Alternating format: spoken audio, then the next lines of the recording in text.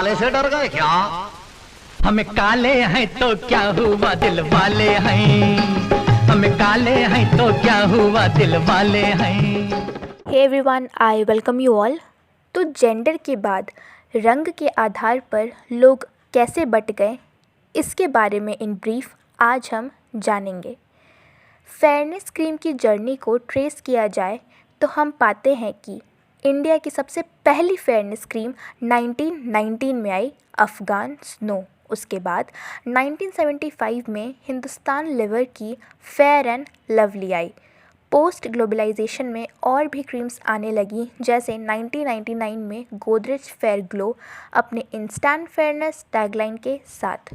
उसके बाद 2005 में first time fair and handsome cream market में आई, स्पेशली लड़कों के लिए। तो अब सवाल है कि ये रेशियल इनसिक्योरिटी आखिर आई कहाँ से। तो हिस्ट्री से हमें पता चलता है कि ब्रिटिशर्स जब यहाँ रूलिंग पावर थे ऑलमोस्ट 3 सेंचुरी तक, तब खुद को इंडियंस से सेपरेट करने और सुपीरियर दिखाने के लिए उन्होंने वाइट मैन्स बर्डन थ्योरी का कॉन्सेप्ट अनयूनाइटेड इंडिया में इंट्रोड्यूस किया, और बस वहीं से उनकी ये सो कॉल्ड लेगेसी आज तक चली आ रही है। लेकिन समय के साथ फेयरनेस की इम्पोर्टेंस इतनी ज़्यादा प्रेस्टिजियस बन चुकी है कि India fairness cream and bleach market के अकॉर्डिंग 2019 में सिर्फ फेयरनेस क्रीम की अकेले की सेलिंग 3000 करोड़ रुपयों की हुई थी, और more than 50% Indian revenue fairness cream से जनरेट होती है। बचपन से ही हमें गोरे बनने के टिप्स मिलते हैं और सांवले या काले रंग को हारे हुए लोगों की तरह ट्रीट किया जाता है। लेकिन बात यहीं ख़त्म नहीं होती। इवन हिंदू डिटीज़ को भी ज़बरदस्ती गोरे रंग का दिखाने की कोशिश की जाती है। अब आप लॉर्ड कृष्ण को ही ले लीजिए, जिनके नाम का सीधा सीधा अर्थ होता है डार्क इन संस्कृत। वहीं दूसरी तरफ जितने भी राक्षस होते हैं उन्हें हमेशा ब्लैक कलर से पोर्ट्रे किया गया है। हिंदी कॉमिक अमर चरित्र कथा में तो ये भी मेंशन्ड है कि डेमन्स डार्क होते हैं और heroes fair.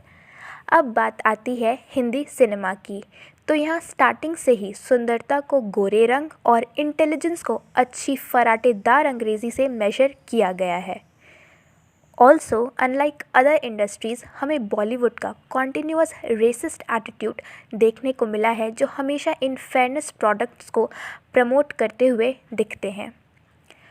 Western and central India में fair skin most important criteria होती है लड़कियों के लिए, चाहे वो कितने भी पढ़ी लिखी हो। ये सब कम नहीं था कि मैट्रिमोनियल वेबसाइट्स में भी आपके स्किन टोन के लिए एक अलग सी कैटेगरी बना दी गई है। बट 2014 में इंडियन एडवर्टाइजिंग काउंसिल ने ऐसे एडवर्टीज़मेंट पर बैन लगा दी जिसमें डार्क कलर्ड लोगों को वेस्ट और अनहैप्पी बताया गया है।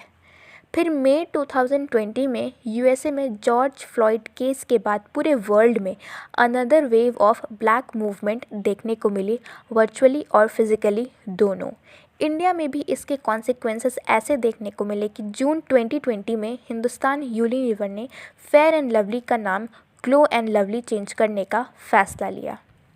इकोनॉमिकली हम भले ही डेवलप्ड से डेवलपिंग कंट्री बन गए हों, लेकिन रेशियली हम अभी भी अंडर डेवलप्ड हैं। सो या, this is the end of this video. Thank you so much.